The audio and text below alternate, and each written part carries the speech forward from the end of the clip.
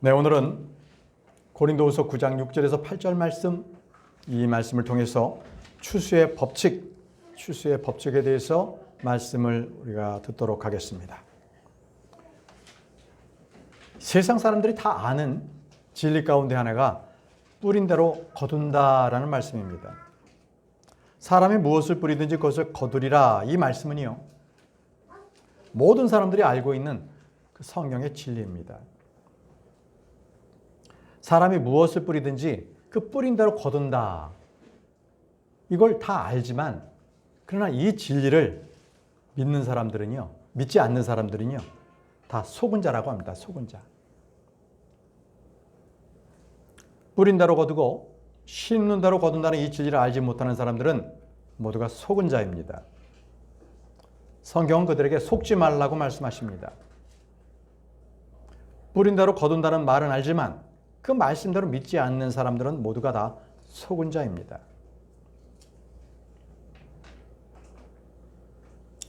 그들은요, 진리를 비웃고 조롱합니다. 또 악을 행해도 악대로 나는 보험받지 않는다. 심판은 없다. 선을 행해도 그것을 보상받지 않는다. 이렇게 생각을 합니다. 과연 그렇겠습니까? 성경에는요, 어떤 주인이 자기 종들에게 5달란트, 2달란트, 1달란트를 주고 먼 나라로 여행을 다녀온 그 하늘의 왕국에 대한 비유가 나옵니다. 자, 그 중에서 1달란트 받은 사람의 그의 말을 한번 보도록 하겠습니다. 마태복음 25장 24절에 다음으로 1달란트 받은 자가 와서 이같이 말하였더라. 주여, 저는 당신께서 엄격한 사람이셔서 당신께서 뿌리지 않는 데서 거두시고 당신께서 흩트지 않는 데서 모으시는 분으로 당신에 대하여 알았나이다. 자, 1달란트 받은 그 종은요, 그 주인이 뿌리지 않는 데서 거두고 흩트지 않는 데서 모으는 분으로 그렇게 알았다고 얘기를 합니다. 이 종은 자기 주인을 제대로 알지 못했던 거지요. 자, 그때 주인이 그 종에게 이렇게 말합니다. 26, 27절 말씀이에요. 그 소유주가 그에게 대답하여 이같이 말하였더라. 너 사악하고 게으른 종아, 너는 내가 뿌리지도 않은 데서 거두고 내가 흩뿌리지 않는 데서 모으는 줄 알았으므로 너는 마땅히 나의 돈을 환전상들에게 맡겼어야 했도다. 그리하여 내가 올 그때 나로 하여금 나의 소유를 이자와 함께 받도록 하여야 했도다 라고 했습니다. 이 말은 과연 종 너의 말대로 내가 뿌리지 않는 데서 걷는 그런 자였다 하더라도 너는 내 돈을 가지고 있었기 때문에 그것을 허투루 가만히 있는 것이 아니라 그걸로 장사도 못했다면 환전상에 줘서 이자라도 받아서 이자를 포함해서 나에게 원금을 돌려줘야지, 이 말씀을 하신 거예요. 1달란트 받은 자 외에는요, 5달란트는 5달란트 남겼어요. 2달란트 받은 자는 2달란트를 그 주인에게 드렸습니다. 그 주인이 얼마나 기뻐했겠습니까? 많고 적음이 아니었어요. 자기가 받은 대로, 자기가 달란트대로 바쳤다는 거죠. 자, 이것은 바로 추수의 법칙에서 굉장히 중요합니다. 자기가 주님께 받은 대로 하는 거예요. 예를 들어서 5달란트를 남겼다고 해서 그만 칭찬하고 2달란트 받은 자가 2달란트 남겼다고 해서 그는 조금 칭찬한 게 아니에요. 5달란트와 2달란트 똑같이 칭찬했어요. 이게 바로 하나님의 추수의 법칙이에요. 네, 여러분, 주의해야 할 게 있어요. 항상 모든 사람들이 다 자기가 뿌린 대로 거둔다라는 것에 한 가지 우리가 주의해야 될 게 있는데, 그거는 욥처럼 하나님께서 시험하실 때도 있어요. 그의 믿음을 단련시켜주기 위해서. 그런 경우도 있어요. 자, 욥기 4장 8절 보시면요, 욥의 친구가 이렇게 말합니다. 바로 내가 본 바대로 죄악을 일구고 사악함을 뿌리는 자들은 똑같은 것을 거두느니라. 자, 지금 욥의 친구는 욥이 당하는 그 고난을 그가 죄악을 일구고 죄악을 뿌렸기 때문에 이런 진짜 고난을 당하는 것이 아니겠느냐, 이렇게 진단을 했는데, 욥은요, 의로운 사람이었습니다. 욥은 지금 하나님으로부터 그렇게 아주 시험을 받는 거예요. 그래서 우리가 생각할 때 모든 것이 다 인과응보적으로 뿌린 대로 거둔다라는 것이 어떨 때는 하나님께서 또는 어떨 때는 마귀가 그렇게 그것을 시험할 수 있다는 것을 알아두시고요. 그러나 전반적으로 대부분은 주님께서 불법자, 행악자들이 뿌린 대로 반드시 그 열매를 거두게 하신다는 것은 진리입니다. 우리 주님은요, 결코 뿌린 대로 거두게 하시는 분이십니다. 그래서 이 생에서 만약에 내가 뿌린 대로 악한 행위대로 내가 보응을 받지 못했다, 끝이 아니에요. 죽은 뒤에도 반드시 죽은 이후에도 그는 그것에 대한 보상을 받게 되는데 그것이 바로 심판입니다. 모든 사람은 죽음 위에는 심판이 있습니다. 누가복음 16장에는요. 부자로 살다가 죽은 어떤 사람하고 거지로 살다가 죽은 나사로가 있었습니다. 죽음 이후에 심판에 대해서 기록하고 있는 것이 누가복음 16장입니다. 이 세상의 전부라면 뿌린 대로 거둔다는 법칙, 이 세상의 모든 것이 다 결판나야 되지 않겠습니까? 그러나 성경은 이 세상이 인생의 전부가 아님을 분명히 밝히고 있는 것입니다. 자, 잠언 1장 13절에서 32절을 보시면요. 1장 31절 32절 보시면요. 그러므로 그들은 자기 자신들의 길에서 난 열매를 먹을 것이요 자기 자신들의 계책을 채워지리라. 이렇게 말씀하셨습니다. 자기 자신들의 길에서 난 열매를 먹는다는 것이 무엇입니까? 자기가 생각한 대로 생각의 열매를 먹는다는 걸 말하고 있습니다. 자기가 말한 대로 자기 입술의 열매를 먹는 것이고요. 자기가 행한 대로 그 행한 것에 대한 보응을 반드시 받는다는 것입니다. 그렇기 때문에 내가 살면서 죄악을 범했다면 반드시 그 죄악에 대한 응징을 받게 되어 있습니다. 여러분들에게 한 가지 분명한 응징을 받지 않는 방법을 이 시간에 말씀을 드리겠습니다. 내가 죄를 지었어요? 그러면 반드시 그것은 그 죄가 씨가 열매가 돼서 나에게 반드시 돌아옵니다. 그걸 안 받을 수 있는 방법은 딱 하나, 회개하는 거예요. 회개합니다. 요한일서 1장 9절의 말씀처럼 내가 주님 앞에 회개를 하게 되면 주님께서는 그것을 자비로 용서해 주시는 분이세요. 여러분, 나의 죄를 끊는 일이 바로 회개입니다. 회개를 통해서 나의 죄를 단절하고 회개를 통해서 하나님의 자비를 구할 수 있는 것. 우리는 그렇게 살아야 해요. 하나님의 은혜 가운데 살아야 합니다. 그 방법을 아는데도 안 한다. 그에게는 멸망뿐이 없습니다. 주님은 그를 반드시 심판할 것입니다. 그래서 주님께서는 뿌린 대로 거둔다라고 약속의 말씀을 주셨습니다. 그래서 이 땅에서는요, 의를 행하다가 고난을 받는 성도들이 참으로 많습니다. 그런 자들에게 주님께서 위로의 말씀을 주셨습니다. 마태복음 5장 12절 말씀에 크게 기뻐하고 지극히 반가워하라. 이는 하늘에서 너희 보상이 크나 크기 때문이다 라고 말씀하셨습니다. 이 땅에서 내가 보상을 받지 못한다고 해서 실망하지 마십시오. 저 하늘에서 나에 대한 보상이 내가 의롭게 행했다면, 예수 그리스도를 통하여 살았다면 그에게는 반드시 보상을 주님께서 주시는 분이십니다. 자, 그러면 오늘 본문 말씀을 통해서 추수의 법칙에 대해서 우리가 살펴보도록 하겠습니다.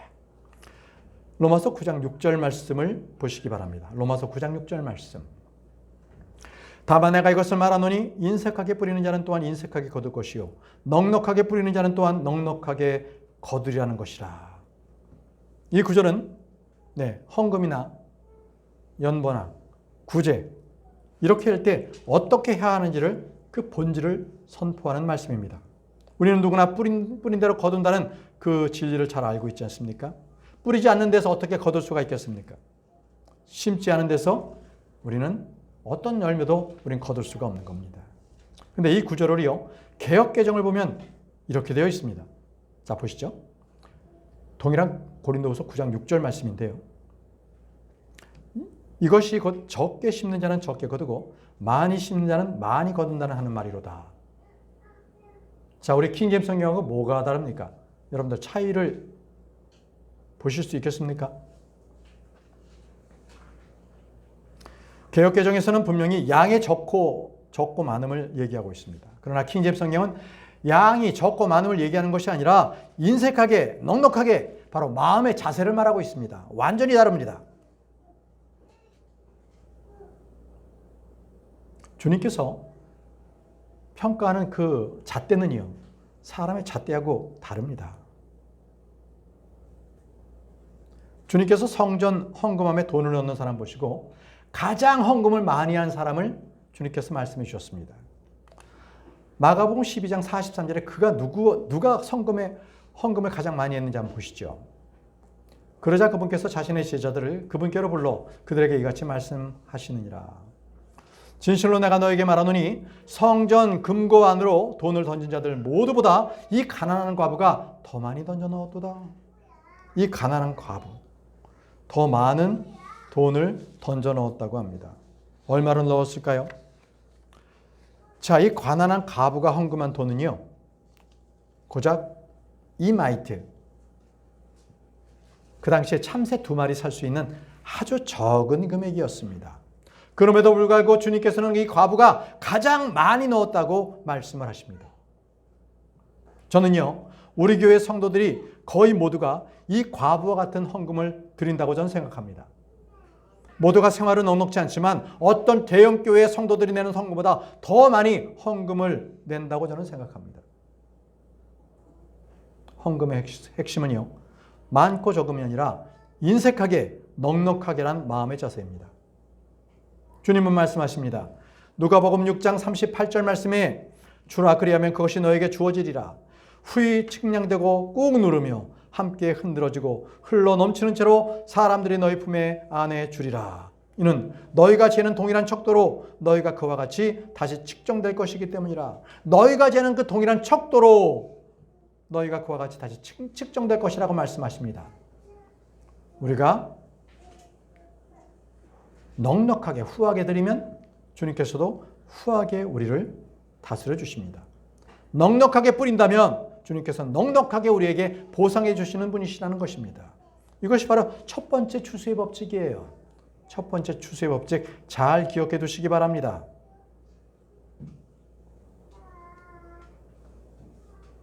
고린도후서 9장 7절 말씀으로 넘어가겠습니다.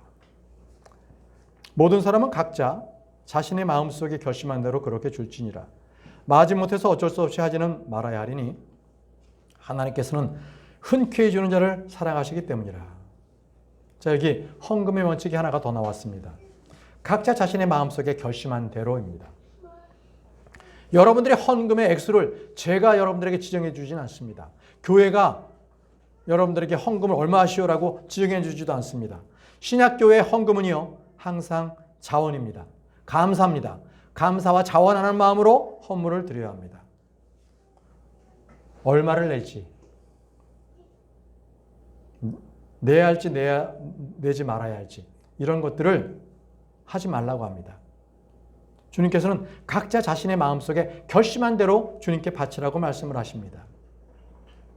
로마서 12장 8절의 성경은 말합니다. 주는 자이면 그는 그것을 순수함으로 행할지니 자비를 보이는 자이면 흔쾌함으로 행할지어다라고 하십니다. 네, 헌금을 하든 어떤 사람을 돕던 순수함으로 그리고 흔쾌한 마음으로 하십시오. 복잡하게 이것저것 재고 생각하고 고민하면 그것은 단순함에서 또 떠나서 그 마음이 벌써 부패한 겁니다. 그런 걸 하지 마세요. 그런 헌금도 드리지 마십시오. 본인 자신에게도 즐거움은 없죠. 저에게 딸이 둘이 있는데요. 둘째 딸이 어렸을 때 한 6살 때입니다. 다영이가 어느 날 퇴근하고 돌아온 저에게 꼬깃꼬깃하게 뭔가 쌓아놓은 그 종이와 함께 편지를 저에게 주셨습니다. 그 편지, 꼬깃꼬깃한 종이 안에는요, 370원이 동전이 담겨 있었습니다. 그 돈은 어린 다영이가 가지고 있는 돈의 전부였습니다. 자기의 전 재산을 아빠에게 주었던 것이죠. 편지에는 아빠 사랑해요 란 글씨가 삐뚤빼뚤하게 써 있었습니다. 다영이는 다 자기 가지고 있는 모든 것을 마음에 담아서 흔쾌하게 아빠에게 주었던 것입니다. 여러분, 하나님께서는요, 흔쾌히 주는 자를 사랑하십니다. 흔쾌히 주는 자를 사랑하십니다. 이 말씀은 우리가 섬김과 나눔 그리고 베풀을 때에 동기가 되라는 것입니다. 주님께서는 주는 것이 받는 것보다 복되다고 말씀하셨습니다. 이것은 바로 육신의 성품과는 다릅니다. 육신의 성품은요 항상 받는 걸 좋아해요. 받는 걸. 그러나 이 신성한 성품은요 주는 것을 좋아합니다. 그래서 우리 하나님께서는요 자신의 독생자를 아낌없이 우리에게 주셨고 성령님도 주셨습니다. 그리고 우리에게 각양 다양한 선물을 풍성하게 주셨죠. 저와 여러분들이 하나님의 자녀라면 응당 하나님의 성품을 따라야 할 것입니다. 자, 고린도후서 8장 9장 8절 말씀으로 돌아가겠습니다. 9장 8절 말씀입니다. 그런즉 하나님께서는 능히 너희를 향하여 모든 은혜를 넘치게 하실 수 있으니 너희로 하여금 항상 모든 일들에 다 넉넉하게 하시어 모든 선한 일마다 넘치게 하려 하심이라. 하나님께서는 능히 너희를 향하여 모든 은혜를 넘치게 하실 수 있다고 말씀하십니다. 이것이 바로 우리 크리스찬들이 선을 행하며 살 수 있는 능력이 되는 약속의 말씀인 것이죠. 여기서의 그 은혜는요, 우리가 구제를 베푸는 것, 선을 행하는 것, 베풀고 나누고 섬기는 것에 대해 그런 은혜를 우리에게 말씀을 하고 계십니다. 여러분들이 탐욕을 구하려고 구하지 마십시오. 탐욕하려고 구하는 것은 바로 우상 숭배에 따른 것입니다. 자기의 유익을 위해서도 구하지 마십시오. 그건 죄입니다. 정욕에 쓰려고 구하는 것이죠. 우리 주님께서 원하시는 것은요, 항상 풍성하게 주시는데 주님께서 원하는 것을 구할 때에 풍성하게 주십니다. 그리고 여러분들이 선을 위해서 그렇게 구한다면 주님께서는 100% 그 기도에 응답을 해주시는 분이십니다. 오히려 넘치도록 공급해 주시는 분이십니다. 또 우리 주님께서 말씀하시죠. 너희로 하여금 항상 모든 일에 다 넉넉하게 하시어 모든 선한 일마다 넘치게 하려 하심이라 이 말씀이 있습니다. 우리가 선한 일을 풍성히 하도록 하기 위해서 주님께서는 모든 일에 모든 것에 넉넉하게 해주시는 분이십니다. 돈이 없어서 경제가 어려워서 빈곤한 것이 아닙니다. 바로 여러분들이 주님을 위한 선을 행하지 않기 때문에 주님께서 넉넉하게 공급하지 아니하신다는 것입니다. 자, 이제 성경의 추수의 법칙 4가지가 있습니다. 이미 우리는 고린도후서 9장 6절을 통해서 첫 번째가 많이 뿌리면 많이 거둔다라는 말씀을 우리는 배웠습니다. 인색하게 뿌리는 자는 또한 인색하게 거둘 것이요 넉넉하게 뿌리는 자는 또한 넉넉하게 거두리라. 이것이 바로 추수의 법칙 첫 번째입니다. 자, 그러면 두 번째 보겠습니다. 추수의 법칙 두 번째, 뿌린 대로 거둔다. 뭐라고요? 뿌린 대로 거둔다. 갈라디아서 6장 7절에서 8절 말씀을 펴보시기 바랍니다. 다 같이 성경 말씀 펴시기 바랍니다. 갈라디아서 6장 7절에서 8절 말씀입니다.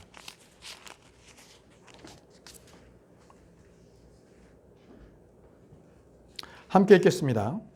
갈라디아서 6장 7절에서 8절입니다. 시작. 속지 말라. 하나님께서는 농락당하지 아니하시느니라. 이는 사람이 무엇을 뿌리든지 그것을 또한 거둘 것이기 때문이라. 이는 자신의 육신에 뿌리는 자는 육신으로부터 썩는 것을 거두기 때문이라. 그러나 성령께 거두는 자는 성령으로부터 영원한 생명을 거두리라. 주님의 약속의 말씀이에요. 뿌린 대로 거둔다는 것이 바로 하나님의 법입니다. 뿌리지 않는 데서 거둔다는 것은 생각하지도 마십시오. 만약에 여러분들이 뿌리지 않았는데 거둔다는 것은요, 누군가가 이미 뿌려놓은 것을 여러분들이 거둔 겁니다. 사람이 무엇이든 뿌린 대로 거둔다. 이것은 말씀드린 대로 세상 사람들이 다 아는 성경적 진리입니다. 그럼에도 불구하고 이것을 무시하고 소홀히 하는 일이 너무나 많습니다. 너무나 많아요. 과연 여러분들은 무엇을 뿌립니까? 말씀을 뿌리십니까? 아니면 불화의 씨를 뿌리십니까? 아니면 여러분들의 욕정을 뿌리십니까? 뿌린 대로 거둡니다. 여러분들이 무엇을 뿌리든 주님께서는요, 여러분들을 능히 셈하시고 그 눈동자로 여러분들을 하나하나 다 보고 계십니다. 하나님께서 보시지 않는다고 생각하는 것은 여러분들은 하나님을 농락하는 것에 불과합니다. 하나님은 속지 아니하십니다. 하나님께서는 농락당하지 아니하십니다. 그렇기 때문에 사람이 무엇을 뿌리든 그대로 거둔다는 것은 바로 하나님의 추수의 법칙이에요. 그대로 하십니다. 분명히 주님께서 8절에 말씀하셨잖아요. 이는 자신의 육신에 뿌린 자는 육신으로부터 썩을 것을 거두기 때문이라. 그러나 성령께 뿌리는 자는 성령으로부터 영원한 생명을 거둔다고 하셨습니다.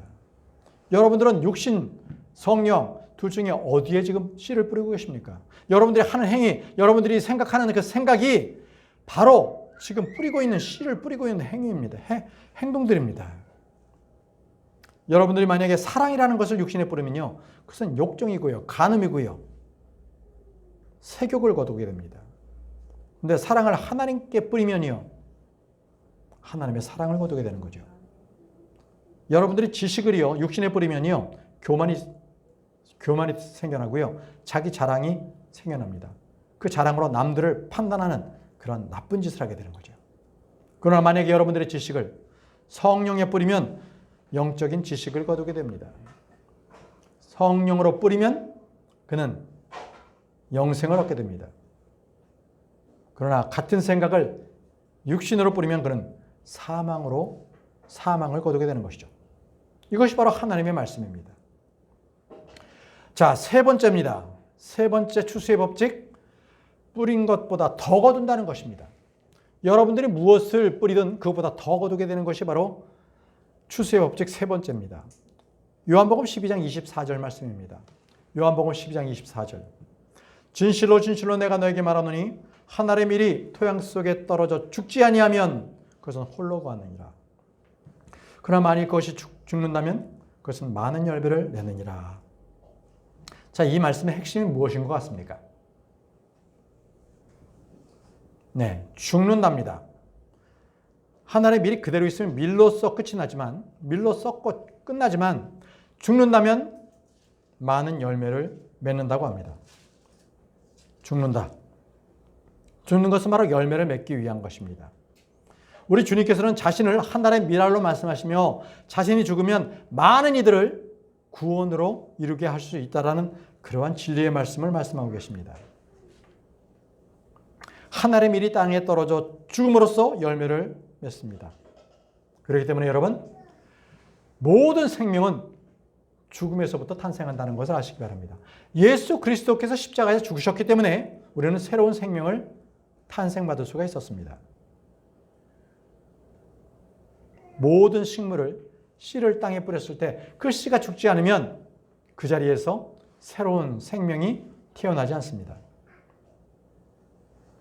우리 주님께서는 자신을 하나의 밀알로서 비유하시면서 온 세상에 수많은 크리스찬들을 태어나게 하셨습니다.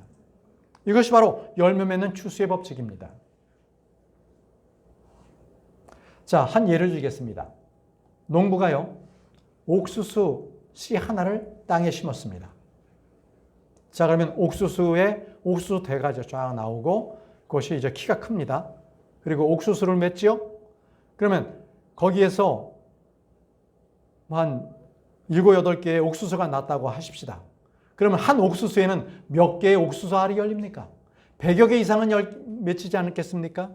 그렇습니다. 한 알의 옥수수 씨가 100개 이상의 옥수수 씨를 맺게 된다는 것이죠.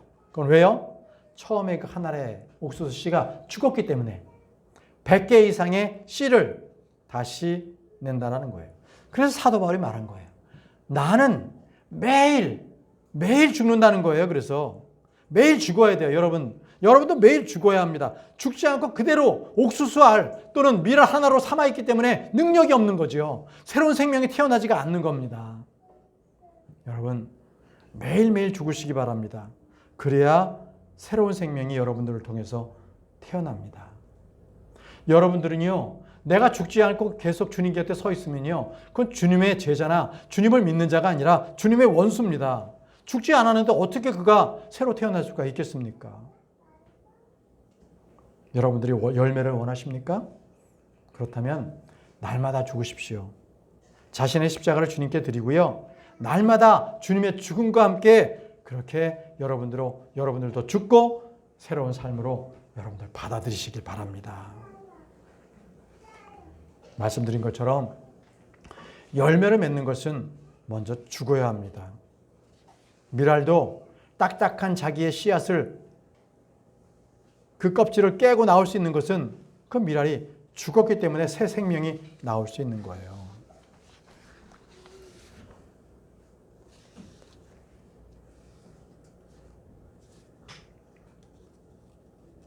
만약에 미랄 한 알이 그냥 죽지 않고 미랄 그대로 있다면 결코 그 밀은 30배, 60배, 100배의 열매를 거두지 못할 겁니다.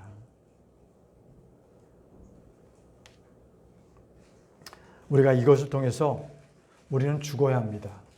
내가 죽어야만 나를 통하여서 예수 그리스도의 새 생명이 나타나 보이게 됩니다. 바로 그 생명을 보이세요.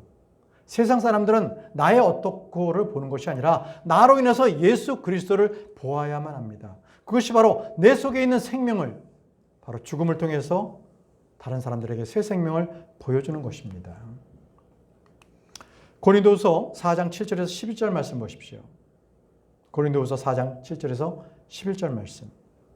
그러나 우리가 이 보물을 질그릇 안에 가지고 있으니 그 권능의 탁월함이 하나님께 속한 것이 되고 우리에게 속한 것이 되지 않도록 하려 함이라. 우리가 사면에서 공경을 당하나 그럼에도 괴로워하지 아니하노라. 우리가 당황스러워할지라도 절망에 잠기지는 아니하고 박해를 받을지라도 버려지지 아니하며 넘어뜨림을 당할지라도 멸망하지 아니하노라. 우리가 주 예수의 죽음을 항상 몸에 지니고 있으니 예수님의 생명 또한 우리 몸 안에서 명백하게 나타나게 하려 함이라.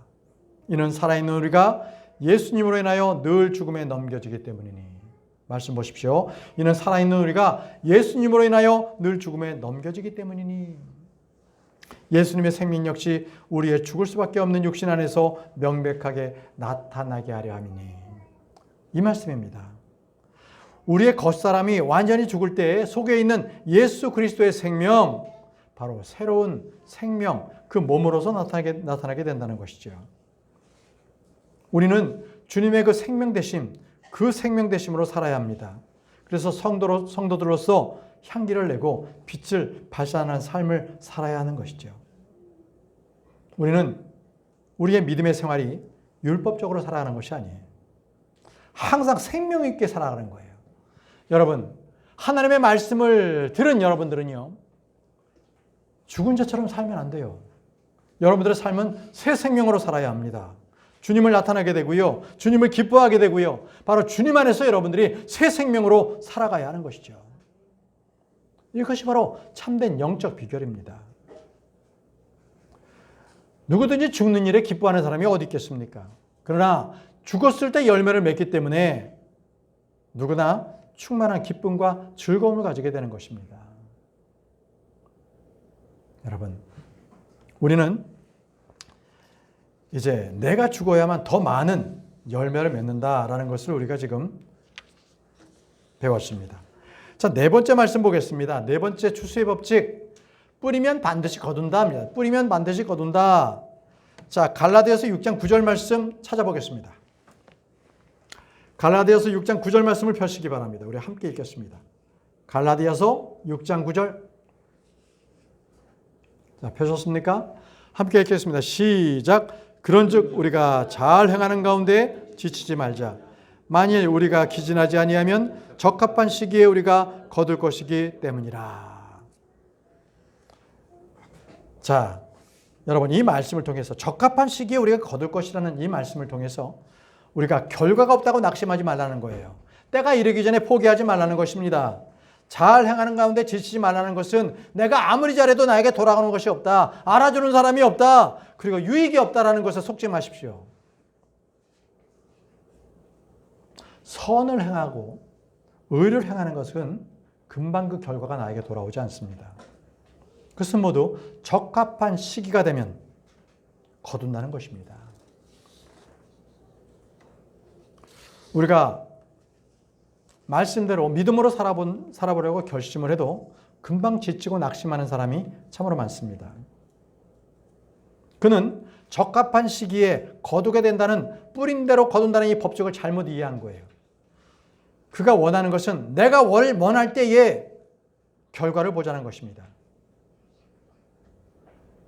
그것을 그럴 수 없어요. 적합한 때라고 주님께서 적합한 시기라고 말씀을 하고 계십니다. 여러분 아세요? 믿음의 결과, 믿음의 보상은요 반드시 있습니다. 반드시. 뿌린 것에 대해서는 소망이 있는 것이죠. 그렇기 때문에 이 적합한 시기라는 그 말씀에 대해서 우리는 먼저 낙심하고 지칠 필요가 없어요. 실망할 필요가 없습니다. 항상 주님의 그 적합한 시기를 기다리면서 소망을 가지시기 바랍니다. 그랬을 때 의에 대해서 뿌린 뒤에 우리는 그것을 거두어요. 몇십 년이 지날 수도 있습니다. 아니요. 어쩌면 내가 진짜 딱 숨이 멎기 전에 거둘 수도 있고요. 아니면 내가 숨이 멎은 후에 저 하늘에서 거둘 수도 있습니다. 우리가 죄를 뿌린다면요. 그 죄 역시도 반드시 우리는 거두게 된다는 거예요. 전도서 한번 보시죠. 전도서 8장 11절에 이는 악한 일에 대한 판결이 신속하게 집행되지 아니하기 때문이라. 그러므로 사람들의 아들들의 마음이 그들 안에서 악을 행하는 데 완전히 정해지는도다. 악한 일을 하는데 신속하게 집행이 되지 않기 때문에 악을 행해도 하나님은 없다. 악에 대해서 내가 심판받지 않는다라고 사람들이 마음을 놓는 거죠. 속지 마십시오. 반드시 하나님께서는 심판하십니다. 왜 하나님께서는 이 판결을 신속하게 집행하지 않는 것입니까? 그것은 하나님께서 오래 참으시고요. 회개의 기회를 여러분들에게 주기 위함입니다. 주는요, 자비가 많으십니다. 은혜롭고 오래 참으시는 분이십니다. 선함이 그리고 진리가 풍성하신 하나님이십니다. 그래서 우리에게 악에 대한 신속한 판결을 집행하지 아니하시는 것뿐입니다. 여러분들 유대인들 아시죠? 유대인들은요 예수님을 죽인 이후에도요 아무 문제 없이 사는 듯 그렇게 생각했습니다. 그런데 약 40년이 지나서 주 70년이 됐을 때 로마의 타이투스 장군에 의해서 완전히 로마는요, 예루살렘은요, 초토화됐습니다. 그때 성전에 돌 위에 돌이 하나도 남김없이 완전히 다 멸망당해 버렸습니다. 그들은 빌라도 앞에서 이렇게 얘기했거든요. 마태복음 27장 25절 말씀에 그의 피가 우리 위에 있기를 바라며 또한 우리 자녀들 위에 있기를 바라나이다. 이렇게 얘기했어요. 이 말 그대로 진행이 됐습니다. 이 말 그대로. 그들에게, 유대인들이 그대로 임했어요. 지금, 2000년이 지금도요. 그들은 그들의 나라를 건국했지만 계속적으로 주변의 모든 나라로부터 공격당하고 전쟁을 하고 있습니다. 이들은 계속적으로 지금 심판받고 있는 거예요. 언제까지? 대환란 때까지. 대환란의 극심한 야곱의 고난의 때, 고통의 때를 거칠 때까지 그들은 심판을 받습니다. 왜? 그들이 한 말이 있어요. 그의 피가 우리 위에 있기를 바라며 또한 우리 자녀들 위에 있기를 바라나이다. 이 말씀대로 그대로 되었습니다. 여러분, 주님께서 저와 여러분들에게 이미 추수할 때가 됐다고 말씀을 하십니다. 이미 추수할 때가 되었다. 마지막 때가 됐다는 것입니다. 요한복음 4장 35절 말씀입니다. 요한복음 4장 35절. 너희가 말하기를 아직 넉 달이 남아 있어서 그때 비로소 수확기가 오는도다 하지 않느냐? 보라, 내가 너희에게 말하노니 너희의 눈을 들어 밭을 보라. 이는 그것이 수확하도록 이미 하얗게 되었기 때문이라. 수확은 뭐예요? 수확 때는 들에 황금 물결이 치잖아요. 그런데 황금 물결이 아니라 하얗게 됐다는 게 무엇이에요? 수확 때가 지났다는 것입니다. 수확할 수가 없어가지고 수확 때가 지나게 버렸어요. 왜 수확 때를 지나게 돼서 이 모든 추수할 때를 잃어서 이 곡식들이 하얗게 되어버렸나요? 왜 하얗게 변질되어 버렸습니까? 이렇게 추수의 이 시급성이 나타날 수 있을 때 그 밭이 왜 그렇게 되었는지는 주님께서 말씀하십니다. 바로 일꾼이 없기 때문에 추수물들이 하얗게 변해버렸다는 것입니다. 일꾼이 없어서. 누가복음 10장 2절 말씀 보십시오. 누가복음 10장 2절 말씀. 그러므로 그분께서 그들에게 이같이 말씀하셨느니라. 참으로 수확할 것은 대단히 많으나 수고할 자들이 거의 없도다. 수확할 것은 대단히 많으나 수고하는 자들이 거의 없도다. 그러므로 그분께서 자신의 수확물에 수고하는 자들을 파송해 주시도록 너희는 수확해 주께 기도하라 이렇게 했습니다. 기도하는 이유가 수확물들을 거둘 수 있도록 일꾼들을 보내달라는 것입니다. 여러분, 지금 이 세대는요, 일꾼들이 너무나 적습니다. 이단들이 판을 칩니다.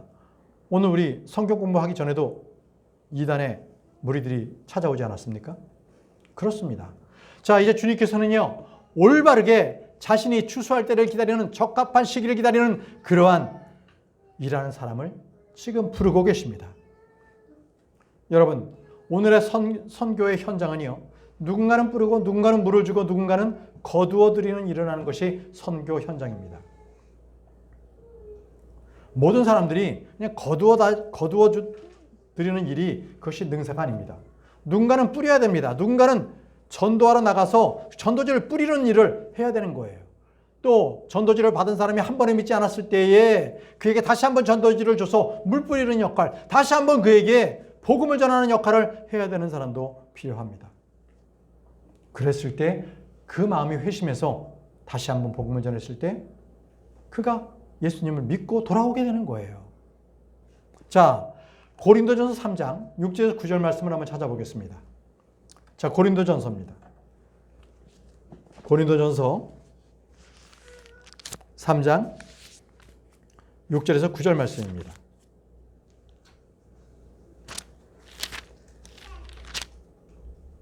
찾으셨습니까? 고린도전서 3장 6절에서 9절 말씀, 저와 여러분들이 한 절씩 읽겠습니다. 고린도전서 3장 6절에서 9절, 제가 6절을 먼저 읽겠습니다. 나는 심었으며 아볼로는 물을 주었으나 오직 하나님만이 성장하게 하셨도다. 그렇게 심는 자도 아무것도 아니요 물을 주는 자도 아무것도 아니요 오직 성장하게 하시는 하나님만이 모든 것이다. 이제 심는 자와 물 주는 자는 하나니라. 그런즉 모든 사람은 저마다 자신의 수고에 따라 자신의 보상을 받을 것이니라.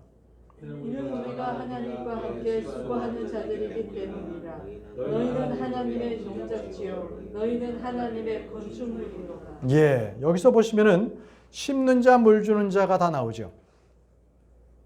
심는 자와 물 주는 자는 하나라고 말씀을 하십니다. 사도 바울은요, 이렇게 거둬들이는 일보다는 물을 뿌리는 일을 더 많이 했던 사람입니다. 물을 뿌리는 거는요, 거두는 일보다 더 힘듭니다. 자, 어느 교회에요, 전도에 열심히 있는 한 형제가 있었습니다. 그 형제는요, 수십 년 동안 수십만 장의 전도지를 그렇게 뿌렸습니다. 그런데 한 명도 걷어들이지 못했습니다. 그러자 그 교회의 어떤 형제가 그 형제에게 이렇게 얘기합니다. 아니, 열매도 없는 일을 왜 하느냐? 매일 뿌리는데 왜 한 명도 오지 않느냐? 뿌린 그 전도지를 사람들이 보겠느냐? 이렇게 하면서 그 형제를 비난했습니다. 근데 그 비난하는 그 형제는요, 거두어 드리는 일만 생각했지 거두어 드리는 것만이 전도라고 생각했던 것입니다. 그렇지 않습니다. 씨 뿌린 자가 있고 거두는 자가 따로 있습니다. 물론 자기가 뿌린 그 씨앗을 바로 거두면 좋겠지만 그런 경우에는요, 별로 없습니다. 사람들의 경향이 이렇습니다. 거두는 것에 대해서는 아주 영광을 돌리고요, 거두는 자가 꼭 영적인 사람인 것처럼 그렇게 칭송을 하지만 씨를 뿌리는 자, 말씀에 물을 뿌리는 자에 대해서는 별것 가치를 두지 않습니다. 그래서 모든 사람들이 거두어 들인 일에만 몰두하려고 하죠. 여러분, 보통 교회에서 나는 몇 명을 전도했다, 나는 몇 명을 구령했다는 간증은 많지만 내가 몇 명에게 씨를 뿌렸다는 것, 전도지를 얼마나 나눠줬는지 이것에 대한 간증은 거의 없습니다. 오늘날 교회마다요, 사람들을 데려오는 일은 기뻐하지만 씨를 뿌리러 나가는 일에 대해서는 매우 소극적인 것이 문제입니다. 성경이 말합니다. 전도서 11장 6절에 아침에 너의 씨를 뿌리고 저녁에 너의 손을 거두지 말라. 이는 내가 이것이 형통할지 저것이 형통할지 아니면 그것이 둘 다 동일하게 잘 될지 모르기 때문이라 이렇게 말씀하셨습니다. 아침에 씨를 뿌리고 저녁에 너의 손을 거두지 말라고 주님께서 말씀을 하셨어요. 이 말씀은요, 말씀의 씨앗은 때가 없다는 거예요. 계절이 없다는 것입니다. 때가 어떤지 못 어떤지 항상 씨를 뿌리라고 주님께서 말씀하시는 거예요. 씨를 많이 뿌리면 때가 되면 열매를 맺게 된 겁니다. 말씀의 씨앗은 반드시 열매를 맺게 되어 있습니다. 여러분 모두가 소망을 가지고 씨를 뿌리는 사람이 되길 바랍니다. 확신을 가지십시오.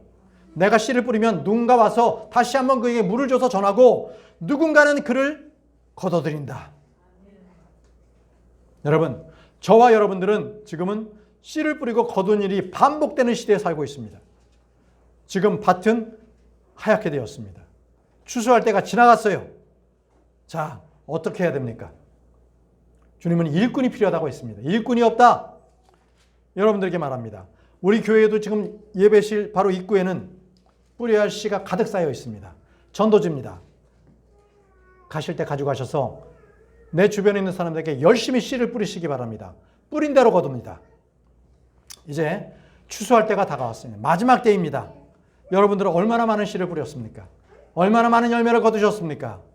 주님은 아모스를 통해서 너의 하나님을 만날 준비를 하라고 주님께서 말씀하셨습니다. 아모스 4장 12절 말씀. 그러므로 오 이스라엘아 내가 너에게 같이 행하겠노라. 그리고 내가 이것을 너에게 행하겠으니 오 이스라엘아 너의 하나님을 만날 준비를 하라. 너의 하나님을 만날 준비를 하라. 사람은 모두 언젠가 반드시 하나님을 만납니다. 하나님은 모든 사람들의 행위가 적혀진 그 책을 펴서 행위대로 심판을 하시는 분이십니다. 너의 하나님 만날 준비를 하라. 참으로 이 말씀은 들어도 두려운 말씀입니다. 하나님을 만날 준비가 나는 되어 있는가? 크리스찬은요, 그리스도의 심판석에서 주님을 만나야 합니다. 심판의 대상은 우리가 얼마나 좋은 일을 행했는가, 믿고 난 이후에 선한 일을 행했는가입니다. 좋은 것이든 나쁜 것이든 뿌린 대로 우리는 주님으로부터 심판을 받게 되어 있습니다. 여러분들은 얼마나 많은 씨앗을 뿌리셨습니까? 얼마나 풍성한 열매를 거두셨습니까?